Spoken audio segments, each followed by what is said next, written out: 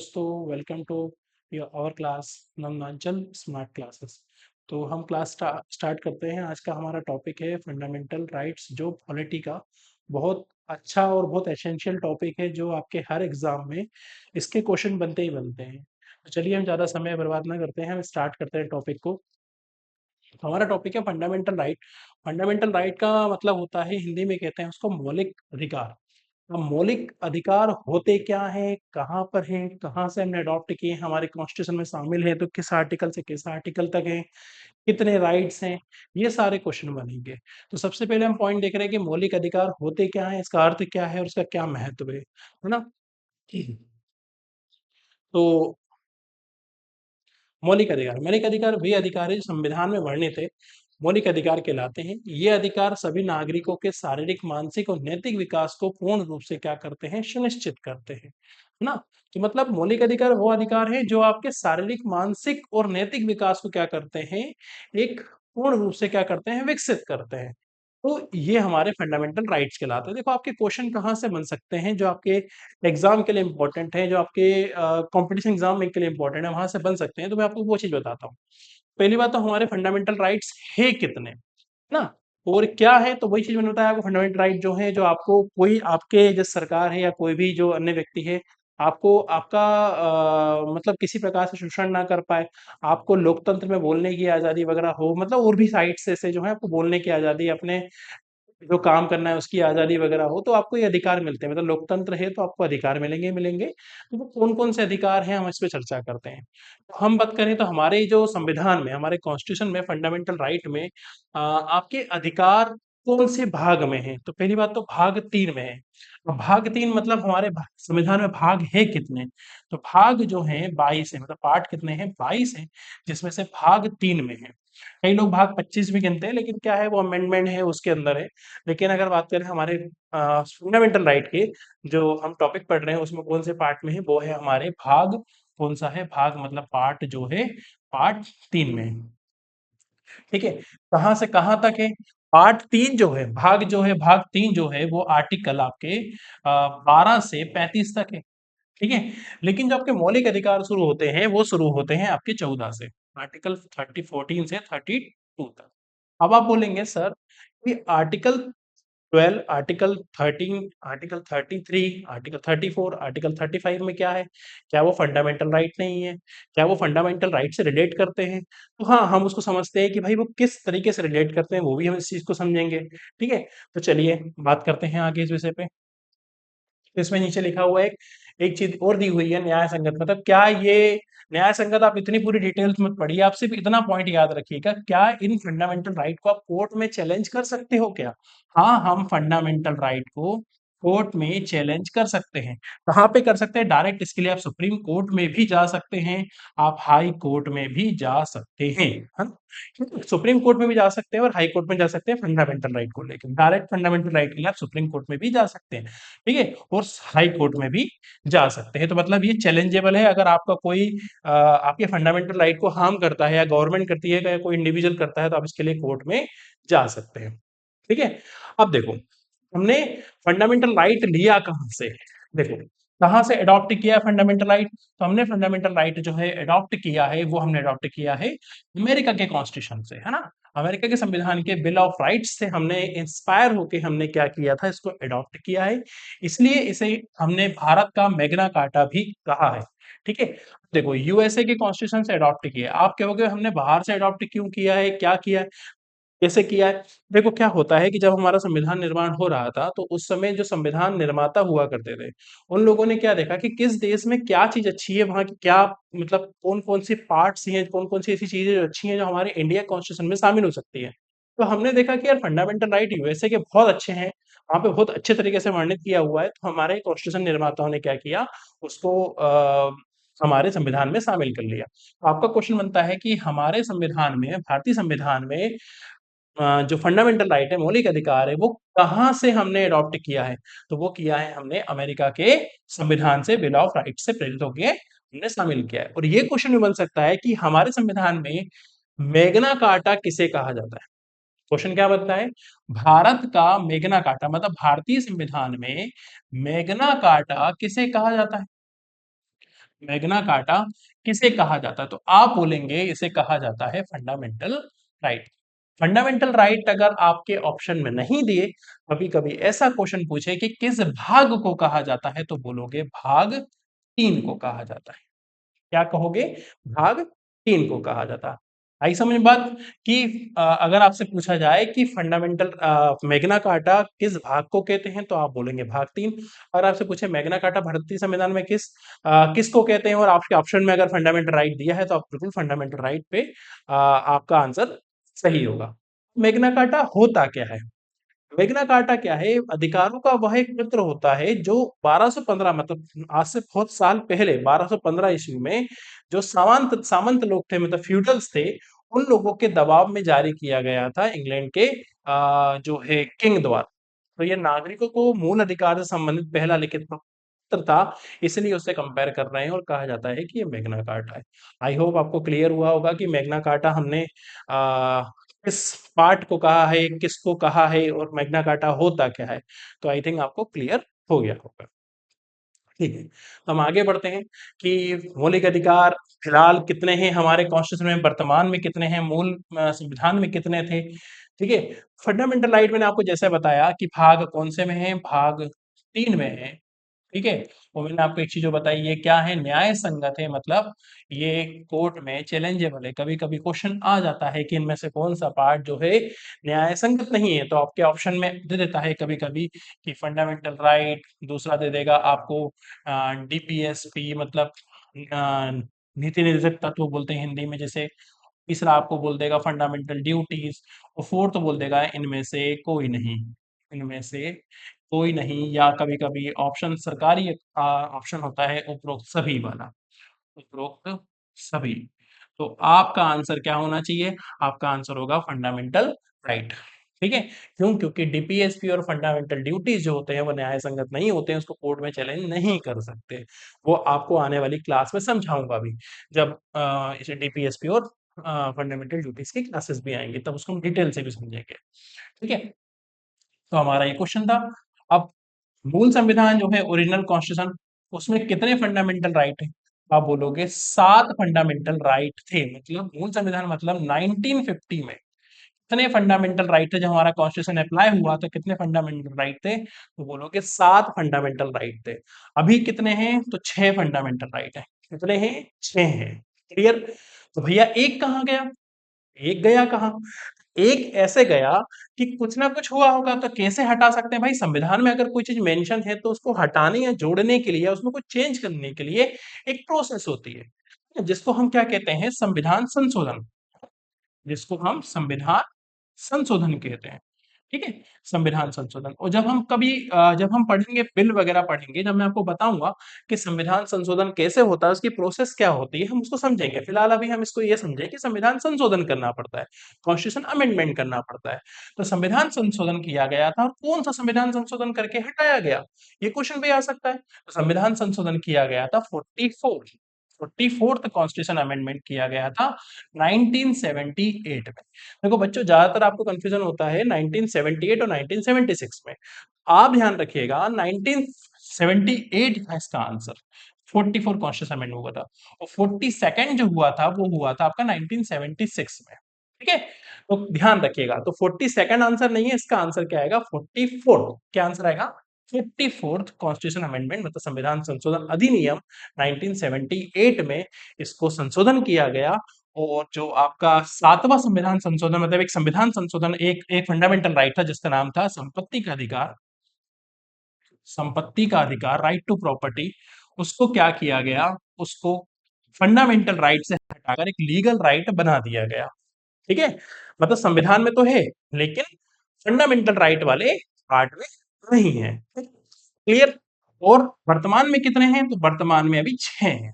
हम उसको डिटेल से पढ़ेंगे कि 6 कौन-कौन से हैं। ठीक है? आई होप आपको बात समझ में आई होगी कि मूल संविधान में कितने थे, तो मूल संविधान मतलब 1950 में कितने थे, तो आप बोलोगे भैया ये 7 थे। ठीक है? और अभी कितने हैं? आप बोलोगे 6 हैं। तो एक कौन-सा हटाया? संपत्ति का अधिकार फंडामेंटल राइट से हटा दिया गया, जो लीगल राइट बना दिया गया, और इसे 300 आर्टिकल 300 ए में जोड़ दिया गया। ठीक है? ठीक। तो भाई कौन संविधान संशोधन 44 कॉन्स्टिट्यूशन अमेंडमेंट से हटाया गया और वहां जोड़ा गया। एक प्रश्न और बन सकता है कि 44 कॉन्स्टिट्यूशन अमेंडमेंट जो हुआ था 1978 में, उस समय किसकी गवर्नमेंट थी? तो आपसे बोला जाएगा, आपसे आंसर आएगा जनता पार्टी। भारतीय जनता पार्टी नहीं, जनता पार्टी। जनता पार्टी की गवर्नमेंट थी। इस समय सीएम, सॉरी, पीएम कौन थे? तो वो थे मोरारजी देसाई। मोरारजी देसाई। इस समय मोरारजी देसाई थे। देखो कितने सारे क्वेश्चन इतने ही चीजों से बन गए। ठीक है ना, मतलब बहुत इंपॉर्टेंट टॉपिक है, ध्यान रखिएगा ये। तो मूल संविधान में कितने थे? 7 थे। वर्तमान में कितने हैं? 6 हैं। ठीक। और अगर हम बात करें मूल संविधान की, अगर बात करें मूल संविधान जो होता है वो किसे कहते हैं? तो 1950 इसमें जो समय राइट्स थे वो मूल संविधान कहलाएगा, संविधान लागू होते समय। और हटाया गया है तो किस प्रोसेस के द्वारा हटाया गया है? तो बोलेंगे भैया संविधान संशोधन के द्वारा। कौन सा संविधान संशोधन? 44 कॉन्स्टिट्यूशन अमेंडमेंट 1978। हाँ, कौन सा हटाया? संपत्ति का अधिकार कहाँ जोड़ा? 300A में जोड़ा। ठीक है, उस समय किसकी पार्टी, किसकी सरकार थी? कौन सी पार्टी की सरकार थी? जनता पार्टी की थी।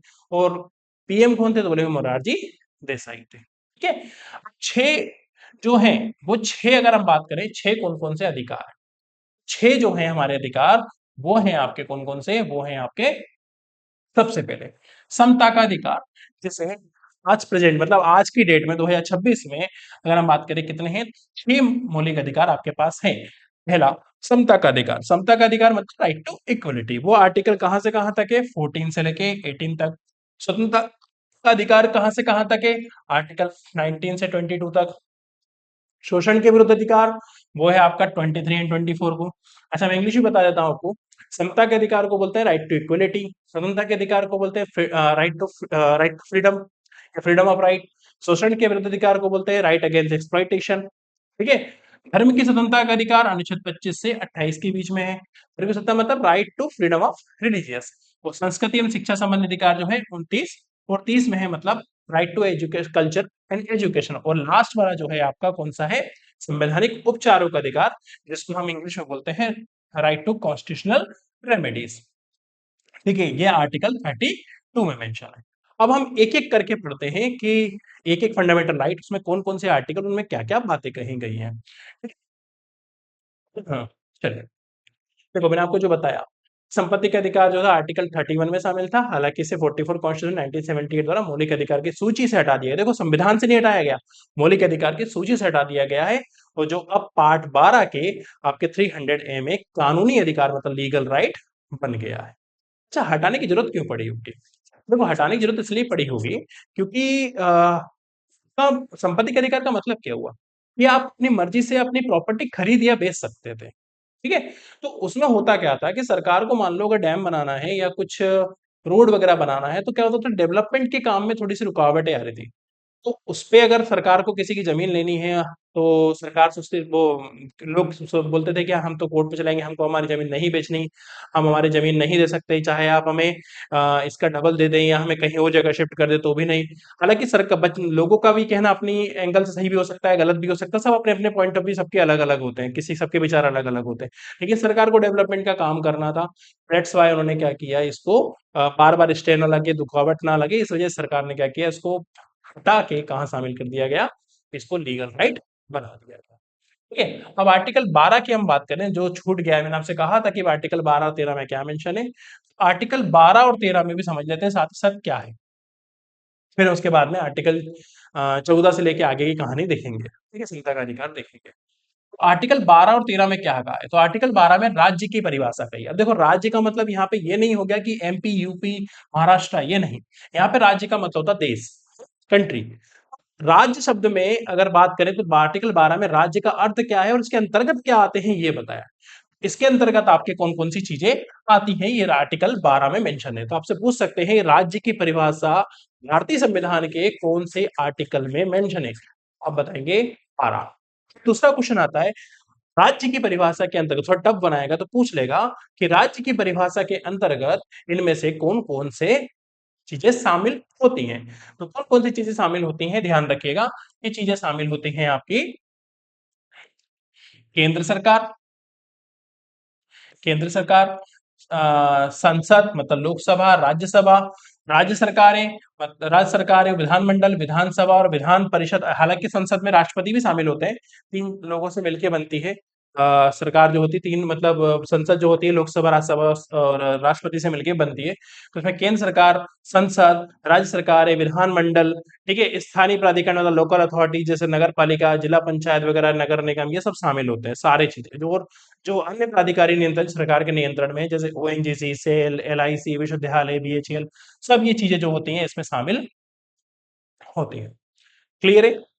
तो आर्टिकल 12 का नाम मतलब ये चीजें हो गई। और आर्टिकल 13 इसमें दिया नहीं, आर्टिकल 13 में आपको वैसे ही बता देता हूँ। आर्टिकल 13 में कुछ ने कहा है जुडिशियल रिव्यू, न्यायिक जुडिशियल रिव्यू, न्यायिक समीक्षा, न्यायिक समीक्षा की बात कही है ना? मतलब इसके थ्रू न्यायिक समीक्षा की जा सकती है। न्यायिक समीक्षा मतलब जुडिशियल कुछ भी चीजें ऐसी आ रही है जो अगेंस्ट द कॉन्स्टिट्यूशन है या उसके खिलाफ जैसा कुछ डिसीजन आया है जो मतलब सही नहीं है, तो उसकी दोबारा उसकी जांच करना तो न्यायिक समीक्षा कहलाती है, जो कोर्ट करती है। ठीक है, तो ये ध्यान रखिएगा। ठीक है, आर्टिकल 12 और 13। आर्टिकल 12 में क्या कहा है? राज्य की परिभाषा। और आर्टिकल 13 में क्या कहा है? न्यायिक समीक्षा। आई होप आपको क्लियर हो गया होगा। अभी तक हमने क्या पढ़ा, एक बार छोटा सा ओवरव्यू ले लेते हैं यहीं बैठे बैठे। हमने देखा हमारा कॉन्स्टिट्यूशन हमने कहाँ से अडॉप्ट किया है? यूएसए से किया है। कौन से भाग में है? भाग 3 में है। ठीक है, कहाँ से कहाँ तक भाग 3 है? तो बोलोगे 12 से 35 तक है। फंडामेंटल राइट 14 शुरू होते हैं, 32 तक है। कितने फंडामेंटल राइट प्रेजेंट में है? तो बोलोगे 6 हैं। पहले मूल संविधान में कितने थे? तो बोलोगे 7 थे, है ना? एक कौन सा हटा? तो बोलोगे संपत्ति का अधिकार हटा। कौन सा संविधान संशोधन से हटा? तो बोलोगे 44th कॉन्स्टिट्यूशन अमेंडमेंट से हटा। ईयर कौन सा? 1978। किसकी सरकार थी? जनता पार्टी की सरकार थी। कौन सीएम थे? तो बोलोगे मोरारजी देसाई थे, है ना? मोरारजी देसाई थे। ठीक है, और इसके बाद हाँ, इसे क्या कहते हैं? भारतीय संविधान का मैग्ना कार्टा कहते हैं। इसे क्या कहते हैं? मैग्ना कार्टा कहा जाता है। ठीक है, भाग 3 में मेंशन है। ठीक, इसके बाद हमने देखा कि हमारे कौन कौन से फंडामेंटल राइट है जो हमने अभी पढ़े। समता का अधिकार, स्वतंत्रता का अधिकार, शोषण के विरुद्ध अधिकार, धार्मिक स्वतंत्रता का अधिकार, संस्कृति शिक्षा संबंधी अधिकार और संवैधानिक उपचारों का अधिकार। ठीक है, ये हमने देखा। आर्टिकल 12 अभी मैंने बताया राज्य की परिभाषा, और 13 में आपका जुडिशियल रिव्यू। ठीक, अब बात आती है पहले फंडामेंटल राइट। पहला फंडामेंटल राइट क्या है भाई? आपका समता का अधिकार, मतलब राइट टू इक्वलिटी। इसमें कितने फंडामेंटल राइट है ये ध्यान रखिएगा। कितने फंडामेंटल राइट है? आर्टिकल 14 से लेके 18 तक, मतलब गिनो।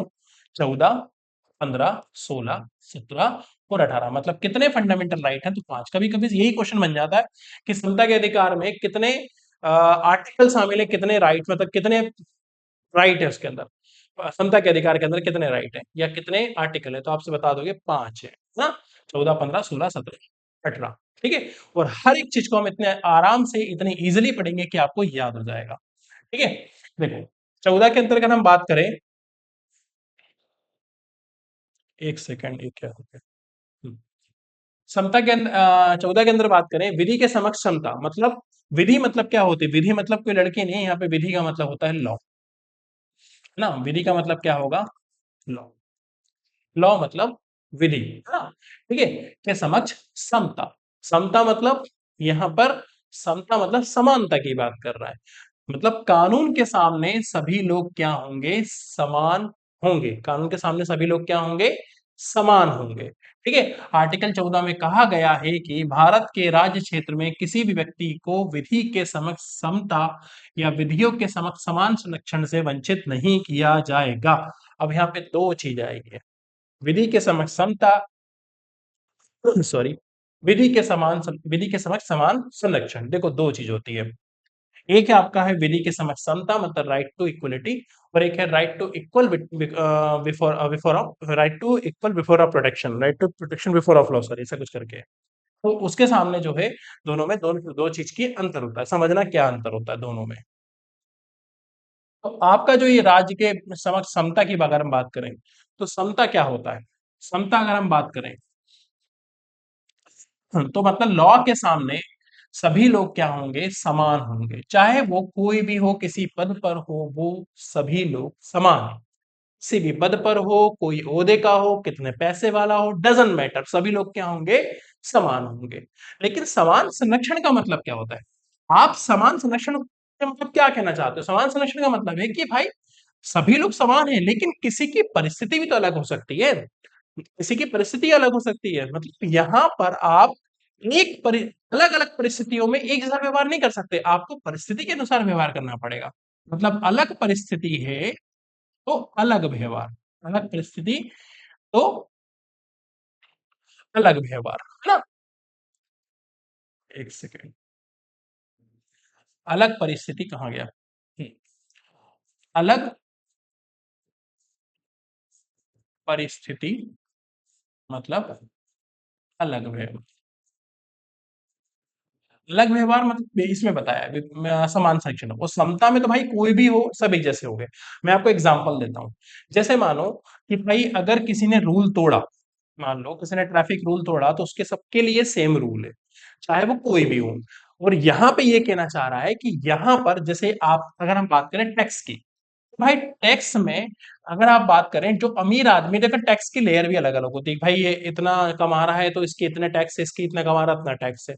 दूसरा हम आरक्षण की बात करें, आरक्षण में समान परिस्थिति में समान व्यवहार होगा और असमान परिस्थिति में असमान व्यवहार होगा। जैसे मैं आपको एग्जांपल लूं, जैसे ओबीसी कैटेगरी है ना?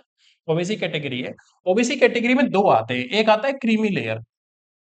जो ओबीसी वाले होंगे वो अच्छे से रिलेट कर पा रहे होंगे, क्रीमी लेयर और non creamy layer. Creamy layer देखो, क्रीमी लेयर में वो आते हैं जिनको आरक्षण का फायदा नहीं मिलता है। ठीक है, वो नॉन क्रीमी लेयर वो होते हैं जिनमें इनको आरक्षण का फायदा मिलता है। क्रीमी लेयर मतलब वो हो गए जिनके या तो माता पिता कोई अच्छी सर्विस में है या उनकी इनकम बहुत ज्यादा हाई है, जो भी सर गवर्नमेंट ने क्राइटेरिया रखा उसके हिसाब से हाई है, तो वो एक मुख्य धारा में शामिल है, तो उनको आरक्षण का फायदा नहीं मिलेगा। तो नॉन क्रीमी लेयर वो होंगे जिनको आरक्षण का फायदा मिलेगा। तो ये क्या हुआ, ये आपके लिए अलग परिस्थितियों में अलग व्यवहार कर दिया।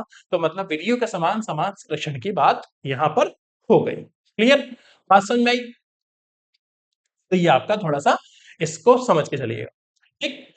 ठीक। और अगर डिटेल में कभी आप अभी पीएससी विषय करेंगे तब आपको और अच्छे से समझ में आएंगे कि और भी चीजें इसमें होती हैं। अब फिलहाल हम वनडे एग्जाम के लायक पढ़ रहे हैं तो इतना ही हमारे लिए सफिशियंट है। ठीक है। अब देखो आगे दिया है, प्रत्येक व्यक्ति चाहे वह देश का नागरिक हो या विदेशी सब पर यह अधिकार लागू होता है। इसके अतिरिक्त व्यक्तिगत शब्द में विधिक व्यक्ति अर्थात संवैधानिक निगम सभी लोग शामिल हो गए।